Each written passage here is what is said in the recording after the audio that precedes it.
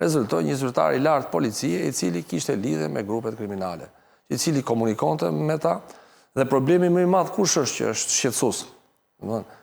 Mirë që merresh me aktivitetet kriminale në terren ose i shërben, por edhe në çështje të caktuara penale, grupet të kishin akses, pra për çështje penale të rënda. Pra çështja është mbyllur hetimet paraprake në SPAK dhe jemi në pritje të gjykimit. Deri në mbarimin e asaj, domethënë, deri në mbarimin e gjyqit, duhet të jemi të kujdesshëm në lidhje që kjo provë është e vërtetë apo është vendim i formës prerë. Po nga ca ka rrjedh media, nga Sky ECC-ja, rezulton që grupet kriminale kishin lidhje me policinë.